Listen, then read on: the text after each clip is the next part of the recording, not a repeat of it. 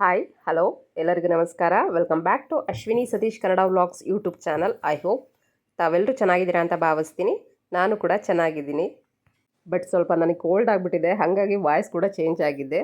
ವಾಯ್ಸಲ್ಲಿ disturbance ಇದ್ದರೆ ಕ್ಷಮೆ ಇರಲಿ. ಬೆಳಗ್ಗೆನೇ ವ್ಲಾಗ್ ಸ್ಟಾರ್ಟ್ ಮಾಡಿದ್ದೀನಿ. ಆ್ಯಸ್ ಯೂಶ್ವಲ್ ಇವ್ರ ಬಗ್ಗೆ ನಿಮಗೆ ಗೊತ್ತಿದೆ. ನಮ್ಮ ಮನೆ ಮೆಂಬರಲ್ಲಿ ಇವರು ಒಬ್ಬರು, ಬಟ್ ಒಳಗೆ ಮಾತ್ರ ಬರಲ್ಲ. ಫ್ಲೈಟ್ ಹೋಗ್ತಾಯಿತ್ತು, ಒಂದು ಕ್ಲಿಪ್ ತೊಗೊಂಡೆ. ನಮ್ಮನೆ ಹಾಲಲ್ಲಿ ನಿಂತ್ಕೊಂಡು ಕಿಟಕಿನಲ್ಲಿ ನೋಡಿದ್ರೆ ಫ್ಲೈಟ್ ಹೋಗೋದು ತುಂಬ ಚೆನ್ನಾಗಿ ಕಾಣಿಸುತ್ತೆ. ಯಜಮಾನ್ರು ಆಲ್ರೆಡಿ ಡ್ಯೂಟಿಗೆ ಹೋಗಾಯಿತು. ಬೆಳಗ್ಗೆನೇ ಕೆಲಸಗಳನ್ನೆಲ್ಲ ಮುಗಿಸ್ಕೊಂಡೆ. ರಂಗೋಲಿಯವ್ರು ಬಂದಿದ್ದರು, 1-2 ಕೆ ಜಿ ತೊಗೊಂಡು ಇಟ್ಕೊಂಡ್ಬಿಟ್ಟಿದ್ದೀನಿ. ಖಾಲಿ ಆದರೆ ಅವ್ರು ಬೇಗ ಬರಲ್ಲ, ಹಾಗಾಗಿ ಸ್ವಲ್ಪ ಜಾಸ್ತಿನೇ ತೆಗೆದಿಟ್ಕೊಂಡಿದ್ದೀನಿ.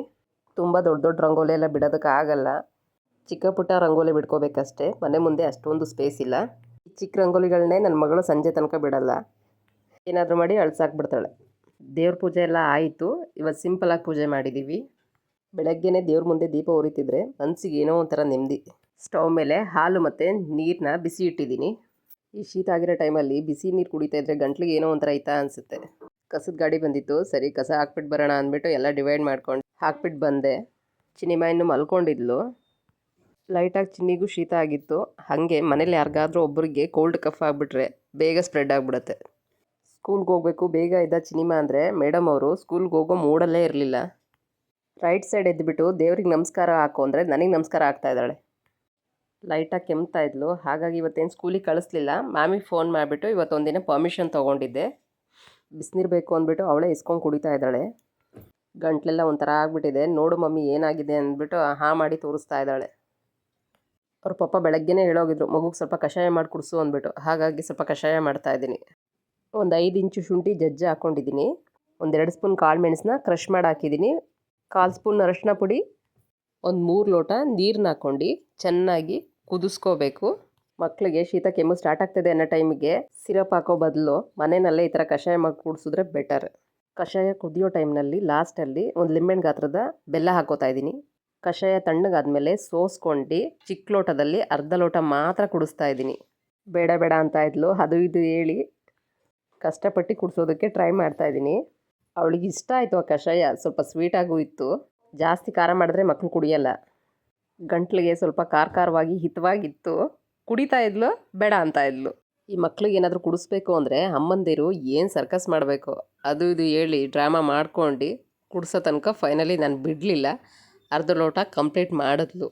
ನನಗೆ ಸ್ವಲ್ಪ ಸಮಾಧಾನ ಆಯಿತು. ಟಿಫನ್ಗೆ ರವೆ ದೋಸೆ ಮತ್ತು ಪಾಲಕ್ ಪಚಡಿ ಮಾಡಿದ್ದೆ. ಈ ರೆಸಿಪಿನ ನಾನು ನೆಕ್ಸ್ಟ್ ವ್ಲಾಗಲ್ಲಿ ಶೇರ್ ಮಾಡ್ತೀನಿ. ಟಿಫನೆಲ್ಲ ರೆಡಿ ಆಯಿತು. ಪಾಪನ ಫೇಸ್ ವಾಶ್ ಮಾಡಿಸ್ಕೊಬರೋಣ ಅಂದ್ಬಿಟ್ಟು ಕರ್ಕೊಂಡು ಹೋದೆ. ಫೇಸ್ ವಾಶ್ ಮಾಡಿಸ್ಕೊಂಬಂದೆ. ಹೇಗಿದ್ರು ಸ್ಕೂಲಿಗೆ ಕಳಿಸ್ತಾ ಇಲ್ಲ, ಮಧ್ಯಾಹ್ನ ಸ್ನಾನ ಮಾಡಿಸ್ತೀನಿ, ಟಿಫನ್ ತಿನ್ನಿಸ್ಬೇಡ ಅಂದ್ಬಿಟ್ಟು. ಮಮ್ಮಿ ನೀನೇ ನನ್ನನ್ನು ರೆಡಿ ಮಾಡಬೇಡ, ನಾನೇ ಇವತ್ತು ರೆಡಿ ಆಗ್ತೀನಿ, ನೀನು ಜಸ್ಟ್ ಹಾಗೇ ನಿಂತ್ಕೊಂಡು ನೋಡು ಅಂತ ಹೇಳ್ತಾ ಇದ್ದಾಳೆ. ಕೆನ್ನೆಗೆ ನೋಡಿ ಯಾವ ಥರ ಹಚ್ಕೊಂಡಿದೆ ಕ್ರೀಮು, ಎಲ್ಲ ಬೂದಾಗ್ಬಿಟ್ಟಿದೆ. ಬಾಡಿ ಲೋಷನ್ನು ಕಾಲ್ಗೆಲ್ಲ ಹಚ್ಕೊಂಡಾದ್ಮೇಲೆ 2 ಕೈಗೆ ಹಚ್ಕೋಬೇಕು ಮಮ್ಮಿ ಅಂತ ಹೇಳ್ತಾ ಇದ್ದಾಳೆ. ಸಿನಿಮಾ ನೋಡಿ ನನಗೆ ನಗು ಬರ್ತಾಯಿತ್ತು. ಕೆನ್ನೆನಲ್ಲಿ ಸೈಡಲ್ಲೆಲ್ಲ ಕ್ರೀಮ್ ಹಾಗೇ ಇದೆ. ಹಣೆಗೆ ಕಾಜಲ್ ಇಟ್ಕೊತಾರೆ, ಏನು ಚೆನ್ನಾಗಿ ಇಟ್ಕೊತಾರೋ. ಫಿನಿಶಿಂಗ್ ಟಚ್ ಕೊಡ್ತಾಯಿದ್ದಾರೆ. ತಲೆಯೆಲ್ಲ ಬಾಚ್ಕೊಂಡು ಮೇಡಮ್ ಫುಲ್ ರೆಡಿಯಾಗಾಯಿತು. ಟಿಫನ್ ರೆಡಿ ಇತ್ತು. ಸಿನಿಮಾಗೆ ಟಿಫನ್ ತಿನ್ನಿಸ್ದೆ. ನಂದು ಸಹ ಟಿಫನ್ ಆಯಿತು. ನನಗೊಂದು ಹಾಬಿ, ಟಿಫನ್ ಮುಗಿಸಿ ಸ್ವಲ್ಪ ಹೊತ್ತಾದಮೇಲೆ ಟೀ ಅಥವಾ ಕಾಫಿ ಕುಡಿಬೇಕು. ಶೀತ ಆಗಿತ್ತು, ಹಾಗಾಗಿ ಟೀ ಮಾಡ್ಕೊತಾ ಇಲ್ಲ. 1 ಕಪ್ ಕಾಫಿ ಇಟ್ಕೊಂಡಿದ್ದೀನಿ. ಖಾಲಿ ಹೊಟ್ಟೆಗೆ ಟೀ ಕಾಫಿ ಕುಡಿಯಲ್ಲ, ಟಿಫನ್ ಆದಮೇಲೆ ಮಾತ್ರ. ಸಿನಿಮಾ ಮಧ್ಯಾಹ್ನ ಅಥವಾ ಸಂಜೆ ಟೈಮ್ಗೆ ಏನಾದರೂ ಸ್ನ್ಯಾಕ್ಸ್ ಕೇಳ್ತಿರ್ತಾಳೆ. ಕಾರ್ನ್ ಇತ್ತು, ಹಾಗಾಗಿ ಬೇಯಿಸಿಟ್ರೆ ಅವಳೇ ತಗೊಂಡು ತಿಂತಾಳೆ. ಅದು ಇದು ಜಂಕ್ ಫುಡ್ ಕೊಡೋ ಬದಲು ಇದು ಬೆಟರ್ ಅನ್ನಿಸ್ತು. ಆರೋಗ್ಯದ ದೃಷ್ಟಿಯಿಂದ ಮಕ್ಕಳಿಗೆ ತುಂಬ ಒಳ್ಳೆಯದು. ವಾರದಲ್ಲಿ 1-2 ಸರಿ ಕೊಡ್ಬೋದು. ಕಾರ್ನು ಫ್ರೆಶ್ ಆಗಿತ್ತು, ಎಳೆದು ಬೇರೆ.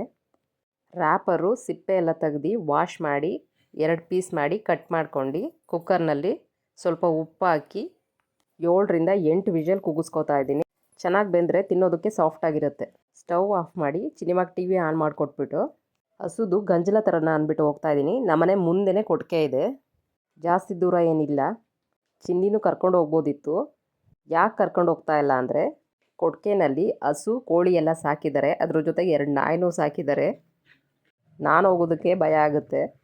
ನಾಯಿ ಬೊಗಳ್ಬಿಟ್ರೆ ಸಿನಿಮಾ ಬಿಟ್ಟು ನಾನು ಓಡಿ ಬಂದುಬಿಡ್ತೀನಿ. ಹಾಗಾಗಿ ಸಿನಿಮಾನ ಮನೇಲೇ ಸೇಫ್ಟಿಯಾಗಿರಲಿ ಅಂತ ಬಿಟ್ಟು ಬಂದೆ.